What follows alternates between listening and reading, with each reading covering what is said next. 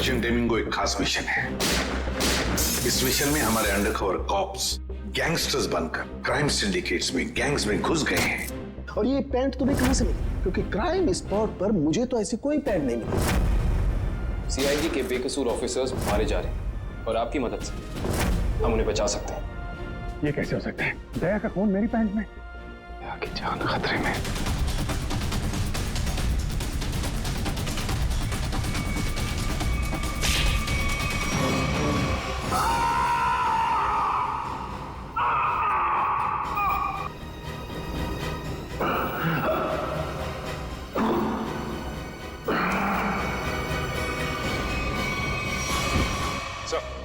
शहर में जितने भी चेक नाके हर जगह पता किया, ना ही एसीपी सर का पता लगा और ना ही दया सर का। एसीपी का तो पता नहीं लगा, लेकिन दया का पता लग गया। पता चल गया? कहाँ है वो? जी, उन्हें कुछ गुंडे उठाकर कहीं कैद करके रखे हुए हैं। उनकी हालत बहुत खराब है। ये डॉक्टर प्रमोद, गुंडे ने जबरदस्ती उठा करके ले गए थे। एक्चुअली दया की पीठ में गोली लगी थी जो गुंडों ने इनसे निकलवाई थी। दया सर को गोली लगी थी? अभी दया कैसा है? खतरे से बाहर है? कुछ कह नहीं सकते। मैंने गोली तो निकाल ली है, पर वहां का माहौल जिस तरह का है, किसी भी मरीज के लिए वो ठीक नहीं है। आपको कुछ तो याद होगा डॉक्टर साहब, कहाँ है उन गुंडों का अड्डा? उन्होंने मेरी आंखों पर पट्टी बांधी हुई थी तो मैं कुछ देख नहीं सका। वहां जाने के बाद तो पट्टी खोली होगी ना? वहां पे देखा होगा उनको? उनके चेहरे याद हैं आपको? जी, चेहरा देखा हुआ है। Very good. पंकज, इसके जाट को बुलाओ जल्दी से।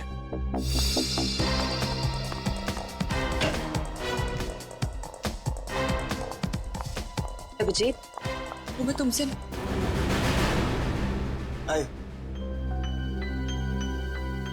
सर, आप यहाँ पे? हाँ, मैं यहाँ पर। अच्छा तारिका, पेट पर जो ब्लड लगा था उसकी डीएनए रिपोर्ट आ गई? हाँ, हाँ। तो वही बताने आई होगी ना तुम अभिजीत सर को, या फिर तुमने पहले ही बता दिया होगा? अपने बॉस को, डॉक्टर सालुके को बताना कतई जरूरी नहीं समझा?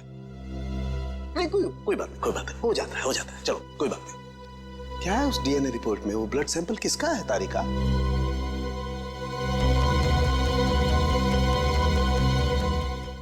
दया का। दया का। अच्छा, वो पेंट जिस पर ये ब्लड था, वो पेंट किसकी?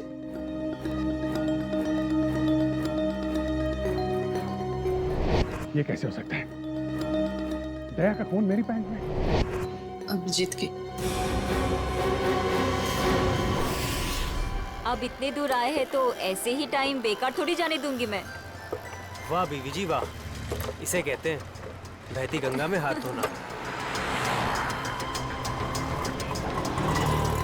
केतन, बहुत प्यास लगी है, नारियल पानी पीते हैं, चलो ना। केतन, अरे नहीं, क्यों? छोड़ो। चलो ना प्लीज। केतन, बाकी शॉपिंग ना किसी और दिन करते हैं, चलो घर चलते हैं। नहीं, मुझे अभी शॉपिंग किसी और दिन। क्यों? समझो ना यार, मेरा पेट खराब है, प्लीज। नहीं अभी समझा करो। मैं कह रही हूँ ना। प्लीज मानो बात। केतन, कहाँ थे तुम केतन? कौन है ये? मुझे क्या पता, मैं इन्हें नहीं जानता। तुम मुझे नहीं जानते? अपनी सिमी को नहीं जानते केतन? देखिए बहन जी, आपको कोई गलतफहमी हो गई है। ये केतन नहीं है, ये मेरे पति जय है। मुझे अपने पति को पहचानने में कोई गलतफहमी नहीं हुई। ये मेरे केतन हैं। शायद आपके पति की शक्ल मेरे से मिलती होगी। मेरा नाम तो जय है, जय धनकिशोर। ये देखिए मेरा ड्राइविंग लाइसेंस। तुम पुलिस वालों के लिए ड्राइविंग लाइसेंस झूठे बनाना बहुत आसान है, मैं सब जानती हूँ। पर तुम ऐसा क्यों कर रहे हो? पुलिस? बहन जी, ये पुलिस में नहीं है, ये तो मार्केटिंग मैनेजर है। ये मार्केटिंग मैनेजर नहीं, मेरे पति हैं, एक पुलिस ऑफिसर। 6 साल पहले केस की ड्यूटी के लिए गए थे और आज तक वापस नहीं लौटे। 6 साल पहले? हाँ। आपकी शादी कब हुई? 5 साल पहले। तुम मुझ पे शक कर रही हो, और वो भी इस अजनबी औरत के कहने पे। चलो। केतन रुको, केतन।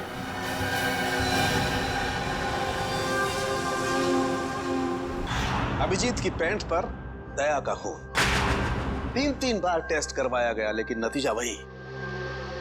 और इसीलिए तुमने वो पैंट चुपचाप तारिका को दे दी, क्योंकि तुम्हें मालूम था कि उस पैंट पर दया का खून लगा हुआ है।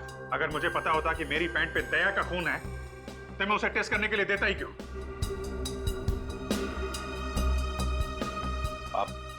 आप लोगों को कहीं ये तो नहीं लग रहा है कि दया की हालत का जिम्मेदार मैं हूं? चलो ठीक है, मान लिया।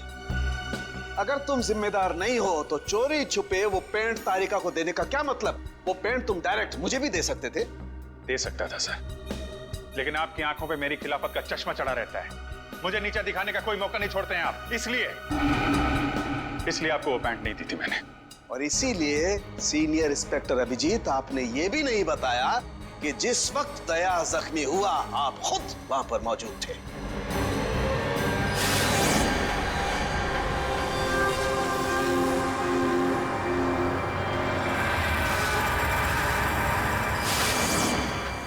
बता देता, अगर मुझे याद होता तो। मुझे अब भी याद नहीं है कि उस रात क्या हुआ था। वो ऐसी ही आपको याद ही नहीं है कि उस रात क्या हुआ था? सालुंके साहब, हम लोग अभिजीत सर और दया सर की दोस्ती की कस्में खाते हैं, और आप उन पे इतने गंदे इल्जाम लगा रहे। हाँ सर, अभिजीत सर अपनी जान दे देंगे, लेकिन दया सर पे खरोच नहीं आने देंगे। ओ, चलो ठीक है, मान लेता हूं। मैं अपने शब्द वापस लेता हूं। I am sorry. मैं मान लेता हूं कि दया आज जिस हालत में है उसका जिम्मेदार अभिजीत नहीं है, लेकिन मैं ये बात मानने को कतई तैयार नहीं हूं कि जब दया घायल हुआ अभिजीत वहां था तो भी उसे कुछ याद नहीं। कोई तो ऐसी बात होगी जो अभिजीत के दिमाग में घुस गई होगी, कुछ तो। इट्स इम्पॉसिबल, कुछ भी याद नहीं। डॉक्टर साहब, मेरी दुखती हुई नस पे नमक मत छिड़किए। आप अच्छी तरीके से जानते हैं कि मेरी याददाश्त। जानता हूं अभिजीत, याद दिलाने की कोशिश मत करो। मैं अच्छी तरह से जानता हूं कि जब सीनियर इंस्पेक्टर अभिजीत मुसीबत में होते हैं, उनके पास अपने बचाव के लिए बहुत शानदार हथियार होता है, उनकी याददाश्त। प्लीज सालुंके सर, आप अभिजीत की इंटेग्रिटी पे hold on doctor Tarika. Integrity का पाठ आप मुझे मत पढ़ाइए, कि आपने सीआईडी का सबसे बड़ा नियम तोड़ा है, हम लोगों से इतना इंपॉर्टेंट सुराग छुपाने का। Understand that? इंटीग्रिटी। सर, उस रात की कोई ऐसी बात जो आपको याद हो? कुछ भी?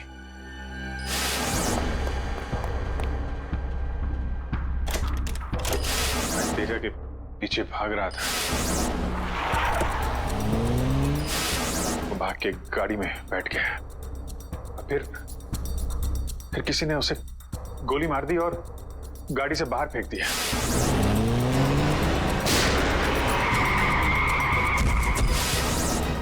जब मैं भाग के तेजा की लाश के पास पहुंचा तो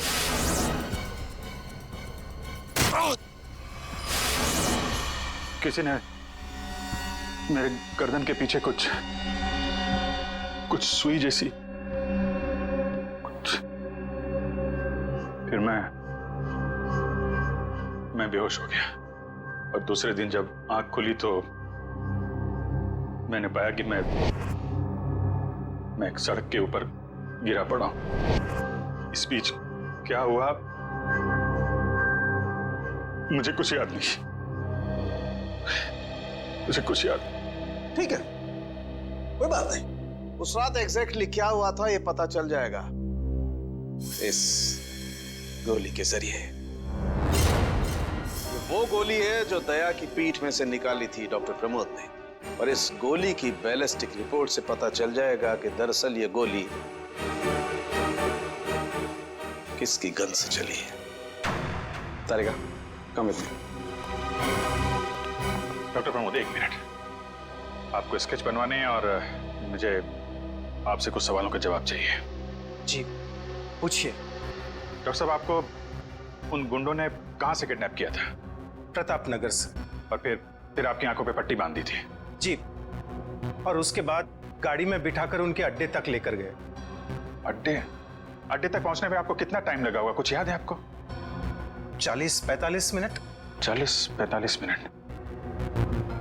कितने बजे की बात है ये? रात के तकरीबन 10:30 बजे की। 10:30 बजे रात? उस वक्त तो प्रताप नगर में ज्यादा ट्रैफिक नहीं होता है, सड़कें खाली रहती है। श्रेया, शहर का मैप लेकर आओ और उन सभी जगहों की लिस्ट बनाओ जहां पे प्रताप नगर से 45 मिनट में पहुंचा जा सकता है। श्रेया, क्या बात है? शहर का मैप लेकर आओ जल्दी। सॉरी सर, मेरी तबीयत कुछ ठीक नहीं लग रही। Excuse me.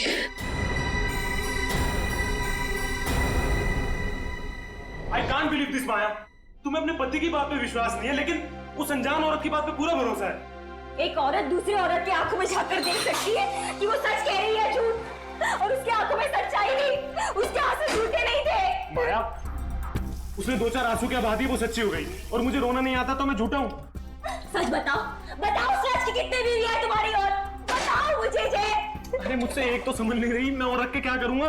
वो तो आज मेरा नसीब अच्छा था कि मार्केट में तुम्हारी पोल खुल गई, वरना जिंदगी भर मैं यही सोचती रहती कि तुम मुझसे प्यार करते हो। हाँ माया, ये बात सच है कि मैं सिर्फ तुमसे प्यार करता हूँ। माया, तो बताते क्यों नहीं हो सच अपने बारे में, अपने अतीत के बारे में कुछ बताते क्यों नहीं हो मुझे?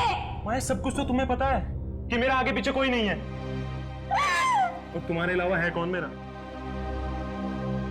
और तुम्हारा काम पुलिस में हो या मार्केटिंग मैनेजर हो? मार्केटिंग? माया, सब झूठ। मुझे तुम्हारे ऑफिस जाना है, बस आई डोंट केयर, मुझे तुम्हारे ऑफिस जाना है। ठीक है, ऑफिस जाना है, मैं तुम्हें अगले हफ्ते अपने ऑफिस लेकर चलूंगा। खुश? क्यों अगले हफ्ते क्यों? हाँ, तो कल क्यों नहीं? बल्कि मैं कहती हूँ कल नहीं, मुझे आज अभी इसी वक्त तुम्हारे ऑफिस जाना है। सच्ची भी एक हाथ होती है यार।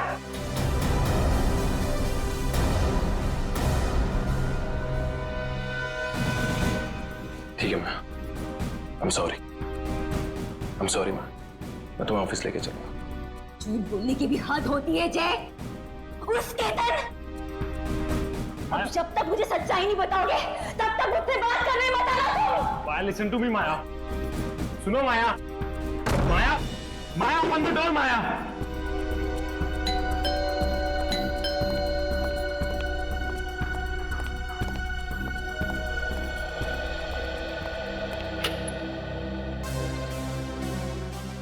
आप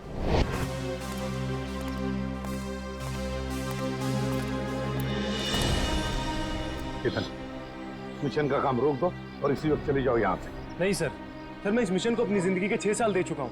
सर प्लीज सर, आप भी इस मिशन को मत रोकिए। सर मैं इसे पूरा करने के बहुत करीब हूँ। तुम समझते क्यों नहीं हो केतन? तुम्हारी जान को कितना बड़ा खतरा है पता है तुम्हें? और फिर मैं अपने और ऑफिसर्स की जिंदगी को कुर्बान नहीं कर सकता। 4 बजे मुझे गुलमोहर बस स्टॉप पे मिलो, एंड दैट्स एन ऑर्डर, समझे? Sir please sir, sir please. Sir कुल मिला के 4 ऐसे इलाके हैं जो प्रताप नगर से 45 मिनट की दूरी पे है। ये है वीके रोड, जहाँ पे कॉल सेंटर्स और ऑफिसेज वगैरह हैं। ये तो वो जगह नहीं हो सकती। ये पश्चिम में श्याम नगर है सर, यहाँ पे ज्यादातर फ्लैट्स हैं। डॉक्टर साहब, आपको अच्छी तरीके से याद है जहाँ पे आपको ले गए थे वो जगह बंगलो या फ्लैट नहीं थी? जी, खंडर जैसी कोई जगह थी।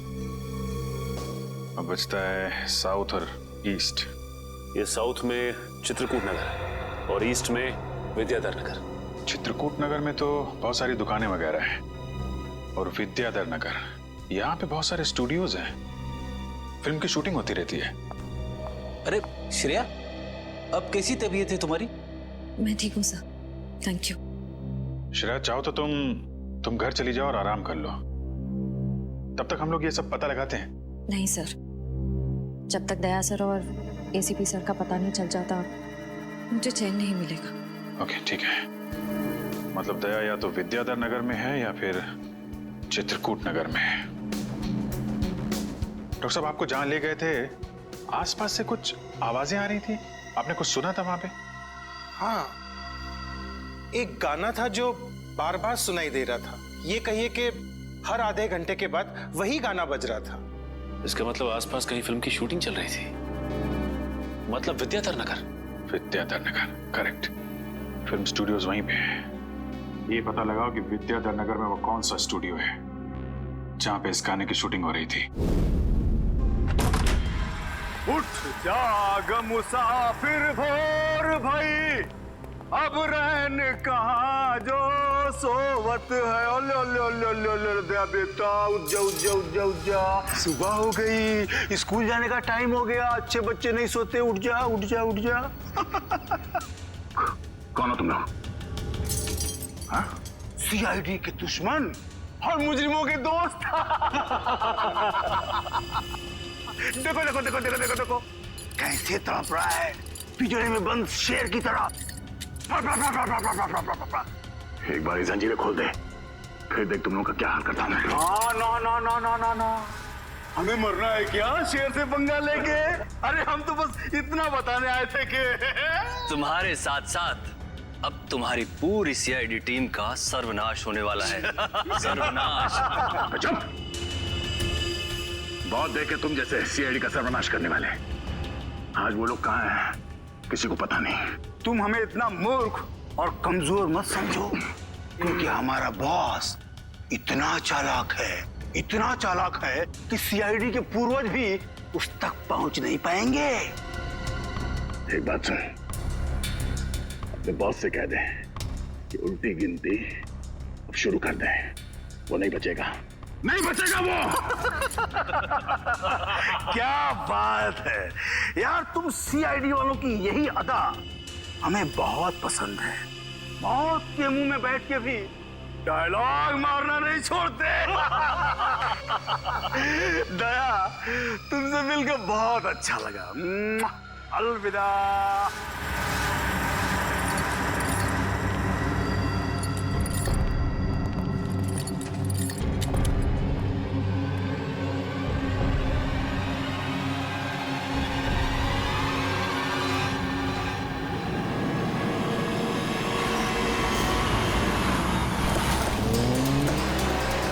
चाय और प्यार व्यार गाने की शूटिंग इसी स्टूडियो में चल रही थी ना? हाँ सर, यही है वो विराज स्टूडियो। को यहीं कहीं रखा गया होगा।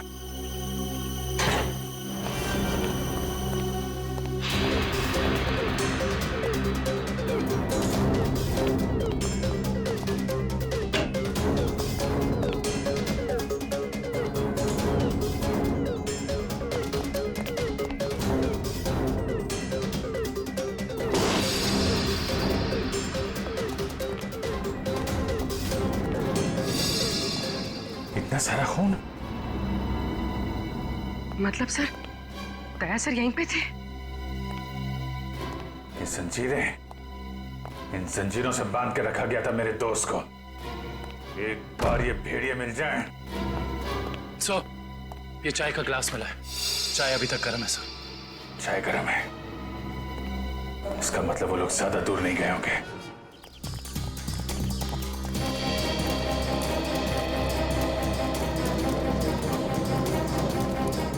सर लगता है यहाँ पे कुछ हुआ है।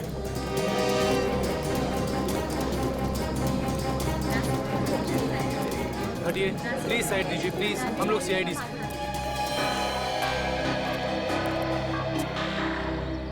सो देखिए ना, किसी ने ऋतु का कत्ल कर दिया। कैसे हुआ ये सब? पता नहीं सर, हम सब लोग तो शूटिंग में लगे हुए थे, तभी अचानक गोली चलने की आवाज सुनाई दी और यहाँ आकर देखा तो ऋतु की लाश। कितनी देर पहले चली गोली? सर यही कोई आधे घंटे पहले सर। सर हमने लोकल पुलिस को इन्फॉर्म कर दिया सर। ठीक, आप लोग थोड़ा पीछे चले जाइए, पीछे जाइए थोड़ा।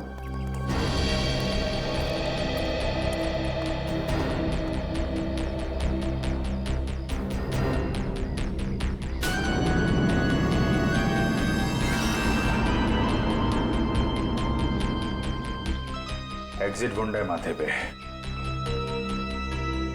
गोली लगी होगी तो 2-3 सेकंड में बेचारी मर गई होगी।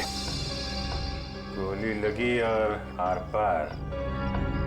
जरा चेक करो आसपास, देखो गोली इस डायरेक्शन में कहीं मिलती है क्या?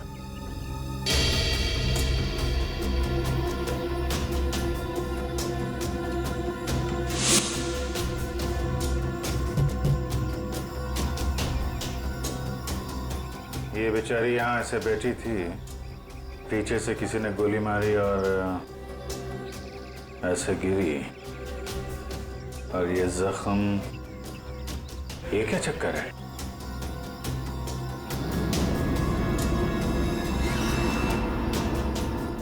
विग पहनी हुई थी इसने।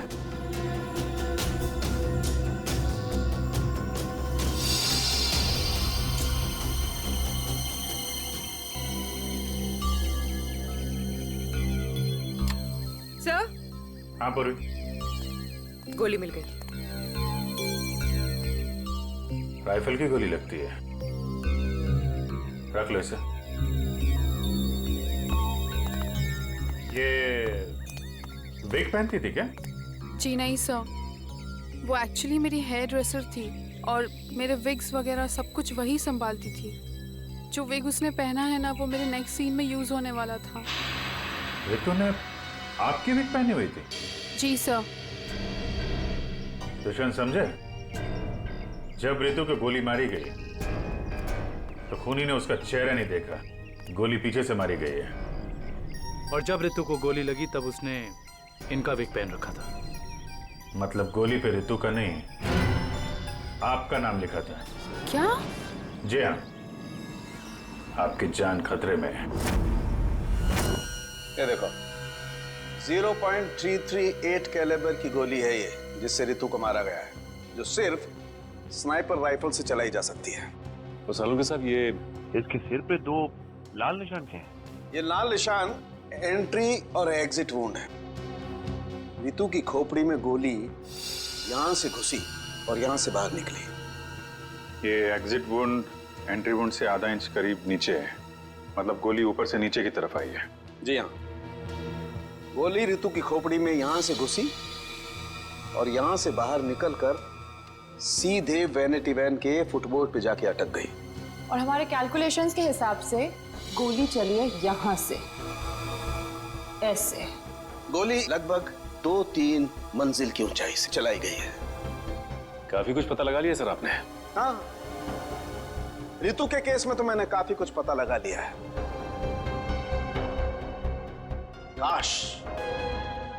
काश मैं ये भी पता लगा पाता कि दया और हमारे बाकी अंडरकवर ऑफिसर्स के साथ क्या हुआ था, मगर अफसोस, जो व्यक्ति ये बात बता सकता है वो बताना ही नहीं चाहता है। क्या मतलब है आपका बताना नहीं चाहता? याद होगा तो बताऊंगा ना। आपको तो बस बहाना चाहिए मेरे पीछे पड़े रहने का। नहीं अभिजीत, सालुंके कभी किसी पर बेवजह इल्जाम नहीं लगाया करता है। डॉक्टर साहब प्लीज। आप क्या प्लीज?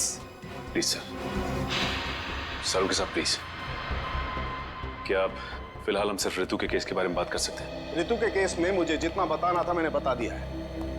बस अब मुझे इंतजार है किसी ऐसे सुराग का जिससे ये पता लगाया जा सके कि दया के साथ क्या हुआ था। That's it. देखा, इसीलिए मैंने तुमसे कहा था कि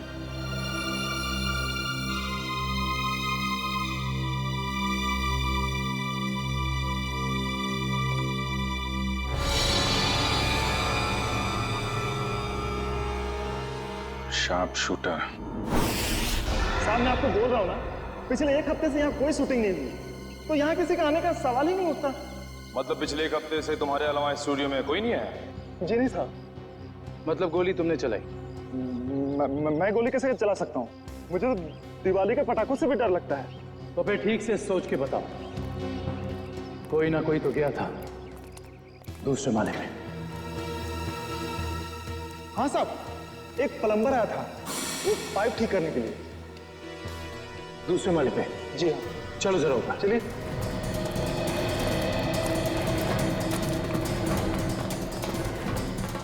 किस तरफ? ये साइड।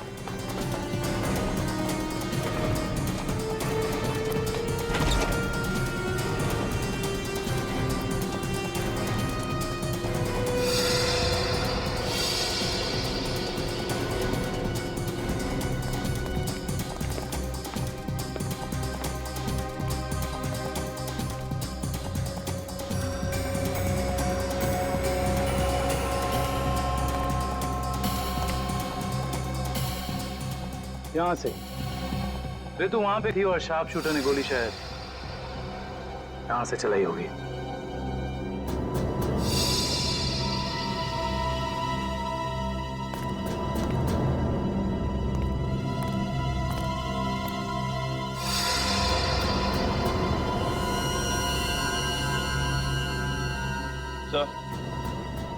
सलवानिया पर गोली ही चलाई गई है। गिरा उस गोली का शेल। तुम साहब साहब इसमें मेरा कोई दोस्त नहीं है साहब। साहब प्लीज मेरी शिकायत मत करना साहब, नहीं तो मेरी नौकरी चली जाएगी साहब, प्लीज। फिक्र मत करो। अच्छा ये बताओ कि उस प्लम्बर का चेहरा देखा था तुमने? स्केच बनवा सकते हो? साहब वो क्या है ना कि मुझे बिना चश्मा के ठीक से दिखाई नहीं देता, और वो जिस वक्त आया उस समय मेरा चश्मा कहीं खो गया था और मैं इसी चश्मे को ही ढूंढ रहा था। इस लावण्य का कोई ना कोई दुश्मन तो जरूर है, वरना कोई उसे मारने की कोशिश क्यों करता? इस लावण्य की कुंडली निकाली है सर, इसकी किसी से कोई भी दुश्मनी नहीं थी। हाँ सर, उसकी फिल्में फ्लॉप हो रही थी, तो ऐसा भी नहीं था कि किसी दूसरी हीरोइन ने ईर्ष्या से या जलन से उसे मरवाने की कोशिश की हो। लावण्य ज्यादा अमीर भी नहीं थी, तो पैसों के लिए भी हमला होगा ऐसा लगता नहीं है। सर हो सकता है वाकई में ये गोली ऋतु के लिए चली हो, लावण्य के लिए नहीं। ऋतु के बारे में तुम लोगों ने इंफॉर्मेशन निकाली है ना? हाँ सर, ऋतु की भी किसी से कोई दुश्मनी नहीं थी। कोई ना कोई तो ऐसी बात है जो हमारी निगाह से छुपी हुई है। लावण्य के बारे में जितने भी आर्टिकल्स वगैरह है ना, इनमें कोई ना कोई ऐसी बात हमें मिलेगी जो उस जानलेवा हमले से जुड़ी हुई है। सर ये 3 दिन पुराना पेपर है, इसमें न्यूज है कि लावण्य का सामान चोरी हुआ था ब्लू ईव रिजॉर्ट से। लावण्य के सामान की चोरी ब्लू ईव रिसॉर्ट?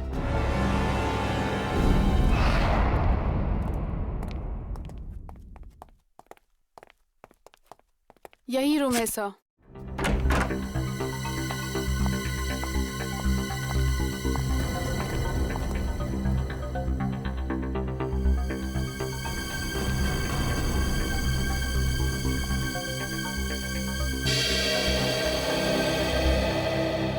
इसी कमरे से आपके सामान की चोरी हुई थी? जी हाँ सर, पर कुछ खास सामान नहीं था, यही कुछ 1,500-2 हज़ार रुपए और नकली ज्वेलरी। और पुलिस को कोई सुराग नहीं मिला यहाँ से? नहीं सर। पर चोर अंदर आया कहाँ से होगा? खिड़की से, एसी डक्ट से, या फिर दरवाजे से आया था। पुलिस के मुताबिक उसने चाबी का इस्तेमाल किया था अंदर आने के लिए। और ये कमरे की चाबी किस किस के पास थी? एक मेरे पास और एक इन लोगों के पास। तो मतलब होटल के किसी अंदर वाले का भी काम हो सकता है ये? मैडम आप कैसी बातें कर रही है? 15 साल पुराना होटल है हमारा, हमने पूरी ईमानदारी और मेहनत से इसकी गुडविल बनाई है, और हमारे होटल का कोई आदमी ऐसा नहीं कर सकता।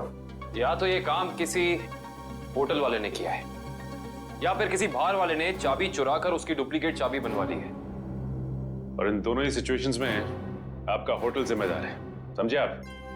रहने भी दीजिए ना सर, कहाँ इन छोटे मोटे सामान के लिए आप इन लोगों को परेशान कर रहे हो। लावण्य जी, हम ये पूरी कार्रवाई आपके सामान के लिए नहीं, बल्कि उस आदमी को पकड़ने के लिए कर रहे हैं जिससे आपकी जान को खतरा है। क्योंकि हमें लगता है इस चोरी का संबंध आपके ऊपर हुए जानलेवा हमले से हो सकता है। इसलिए जरा ठीक से याद करके बताइए, और कोई खास सामान या कोई कीमती चीज जो चोरी हुई थी? हाँ, मेरा तो नहीं, मगर मेरी हेयर ड्रेसर ऋतु का सामान चोरी हुआ था, और उसके बाद वो अचानक से उसका मूड खराब हो गया और वो बहुत रो रही थी। ऐसा क्या सामान चोरी हो गया उसका? एक अजीब सा शोपीस था। शोपीस? हाँ, मुझे भी हैरानी हो रही थी कि एक शोपीस के लिए वो इतने आंसू बहा रही है, और मैंने उसे कहा भी कि मैं एक नया शोपीस ला दूंगी उसके लिए, पर शायद वो शोपीस उसके लिए कीमती था। बहुत महंगा शोपीस था क्या? नहीं नहीं, ट्रिपोलिया बाजार में जो चाइनीज सामान की दुकान है ना, वहीं से लिया था। होगा कुछ 700-800 रुपए का। ट्रिपोलिया बाजार में चाइनीज सामान की दुकान?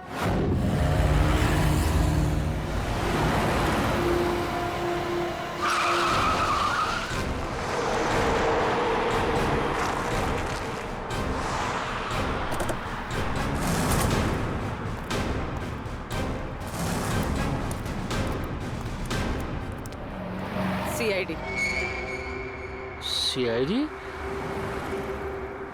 एक खून के सिलसिले में आपसे पूछताछ कर रही हूँ। खून? किसका खून हो गया है? ये ऋतु हैं, फिल्म इंडस्ट्री में हेयर ड्रेसर का काम करती हैं। कुछ याद आया? मैंने तो इसे नहीं देखा कभी। शनिवार को ये आपकी दुकान पे आई थी, इन्होंने एक मूर्ति खरीदी थी। इस जैसी मूर्ति थी। शनिवार को तो मैं छुट्टी पे था। हाँ, सुशांत दुकान संभाल रहा था। क्यों सुशांत, तुमने देखा था इन्हें? हो सकता है यो, शनिवार का दिन बहुत बिजी दिन होता है ना, बहुत से लोग आते हैं। कुछ याद नहीं आ रहा।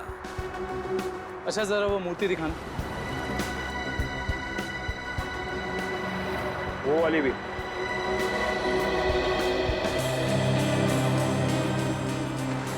ऐसे और कितने पीसेस हैं आपकी दुकान पे?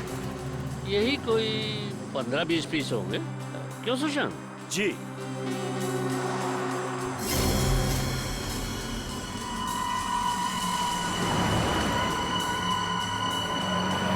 ये इन 2 बॉक्सेस पे ये क्रॉस के निशान क्यों लगे? अरे वो तो डिफेक्टिव पीस है, इन्हें फैक्ट्री वापस भेजना है, किसी काम के नहीं आपके। वो अभी पता चल जाएगा। दिखाओ इधर, दिखाओ।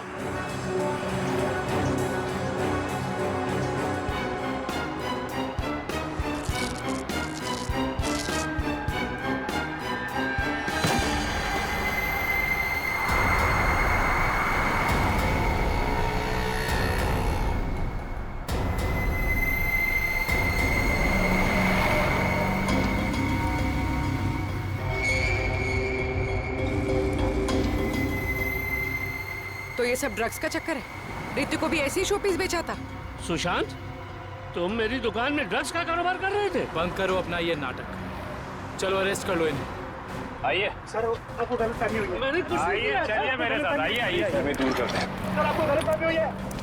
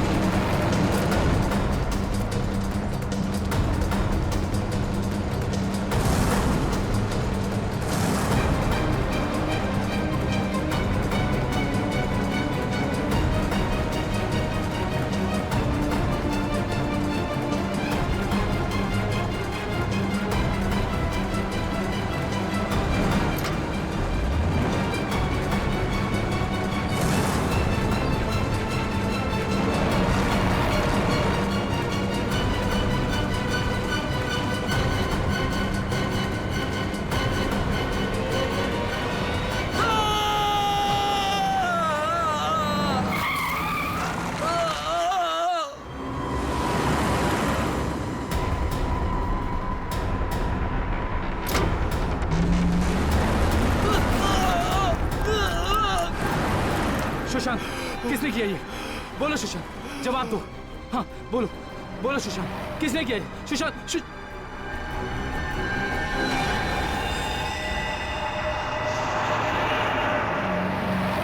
He is dead. सर इतना तो तय है, रितु की मौत का संबंध इस ड्रग्स की तस्करी से है। हाँ पूर्वी, मगर इस ड्रग्स के रैकेट के पीछे है कौन?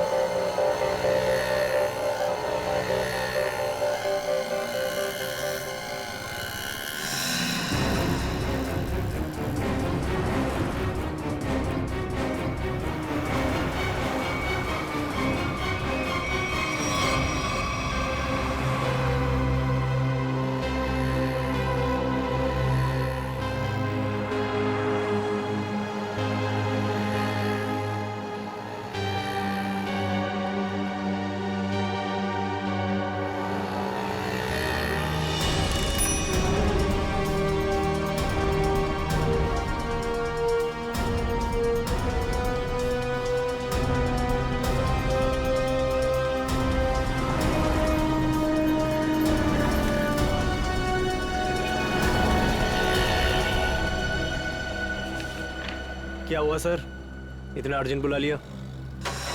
जय, तुम्हारी जान को खतरा है। तुम सब लोगों के बारे में किसी को पता चल गया है और वो एक एक करके मारे जा रहा है। ये कैसे हो सकता है सर? आखिर ये खबर खोली किसने? वही तो समझ में नहीं आ रहा है, वही तो पता लगाना है। तुम एक काम करो, इसमें भोपाल की टिकट है और 10,000 रुपये हैं। जल्दी से निकल लो यहां से,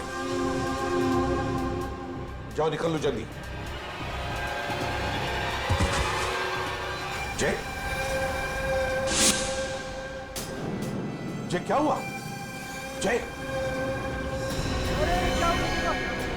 जय,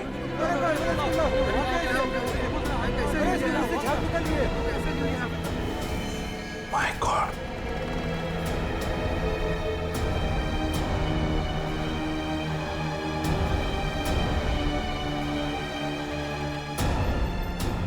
मेरा एक और अंडरकवर कॉप मर गया, एक और सीआईडी ऑफिसर मर गया और मैं उसे बचा नहीं पाया।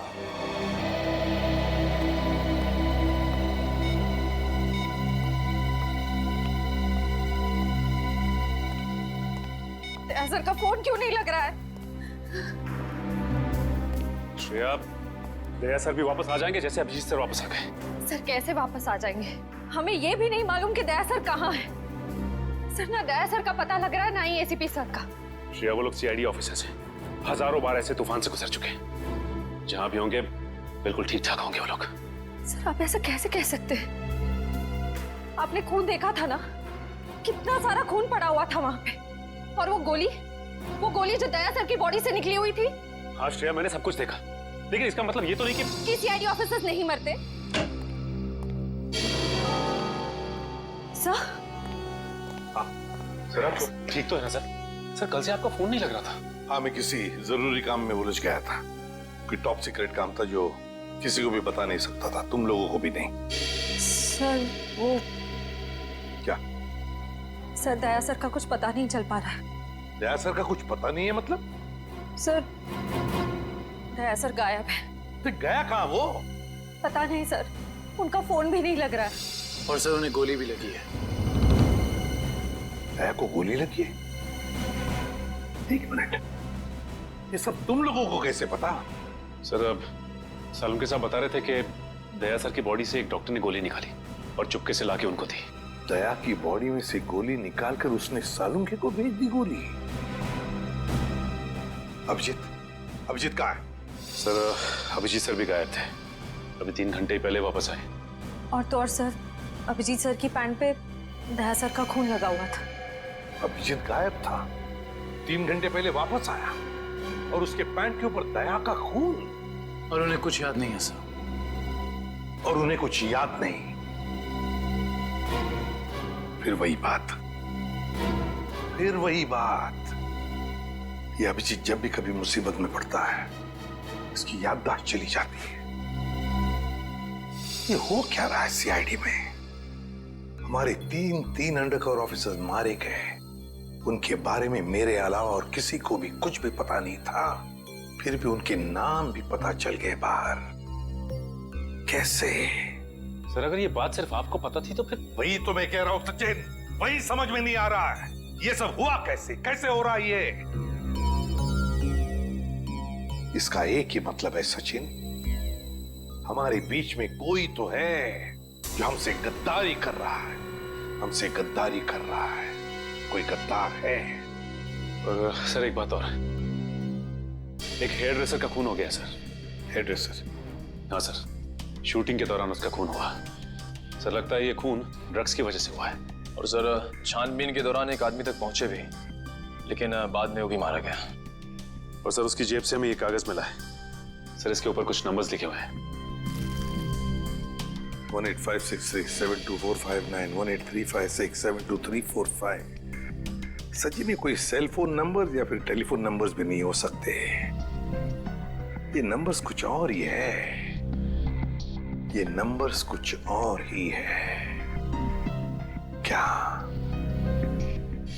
क्या नंबर्स हो सकते हैं ये? आसान। अरे ये लोग तो तुम्हारे साथ हैं। तुम्हारा ऑफिसर तो तुम्हें ढूंढ ढूंढ के परेशान हो रहे। मैं कहाँ गया था उनको पता है। अब तू बता, ऐसी कौन सी बात है जो तू मुझे फोन पर नहीं बता सकता था?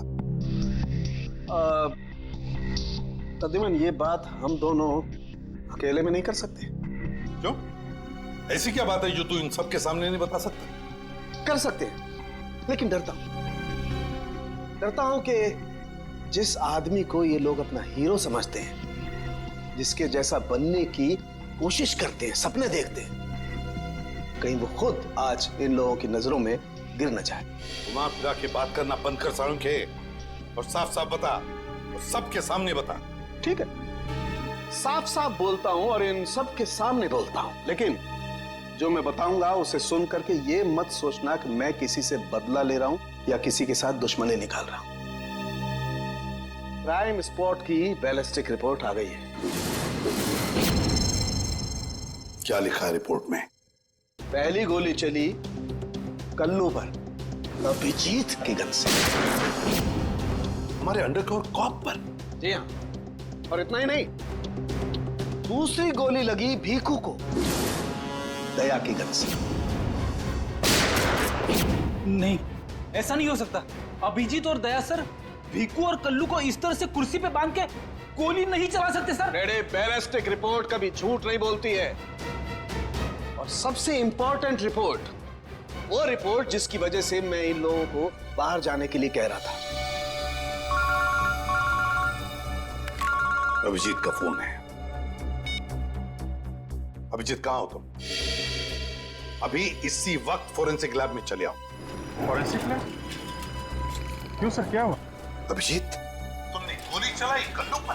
कालू को गोली मैंने? सर, मैं एक बेसहारा पे गोली क्यों चलाऊंगा? अभिजीत, तुम अभी इसी वक्त फोरेंसिक लैब चले आओ, and that's an order. Sir, ये बात सुन के जितना धक्का आपको लगा है उतना मुझे भी लगा है। जब तक मैं ये पता नहीं कर लेता कि उस रात क्या हुआ था, मैं नहीं आऊंगा सर। तो क्या तुम मेरे खिलाफ जाओगे? सर, मैं आपके खिलाफ नहीं जा रहा हूं सर। सर, वही कर रहा हूं जो आपने हमेशा सिखाया है, सीआईडी की ड्यूटी सर। अभिजीत, मना कर दी? आपके ऑनेस्ट, ब्रिलियंट, इंटेलिजेंट ऑफिसर ने आपका ऑर्डर मानने से मना कर दिया एसीपी साहब। मैं जानता था प्रद्युमन, ये अभिजीत एक न एक दिन पूरी सीआईडी टीम के लिए वो मछली साबित होगा जो पूरे के पूरे तालाब को गंदा कर देती। इस अभिजीत की वजह से पूरी की पूरी सीआईडी टीम बदनाम हो रही है। कलंक है ये अभिजीत, सीआईडी टीम पर एक बहुत बड़ा धब्बा है, कलंक। बस कीजिए सर, बस कीजिए। कितना भला बुरा बोलेंगे आप? मैं बस कर दूं? मैं तो बस कर दूंगा तारिका, लेकिन ये रिपोर्ट, इसका क्या करोगी? ये बस नहीं करेगी तारिका, ये बस नहीं करेगी बॉस। जानते हो इस रिपोर्ट में क्या है? क्या है उस रिपोर्ट में? दया पर गोली किसने चलाई? किसने मारी साळुंखे? किसने मारी गोली? प्रद्युमन, दया पर गोली तुम्हारे honest, intelligent, brilliant officer Abhijeet ने चलाई है। क्या? दया अभिजीत की गोली का शिकार हुआ है प्रद्युमन। अभिजीत ने गोली चलाई है दया पर। अभिजीत ने? हाँ, अभिजीत ने दया को गोली मारी।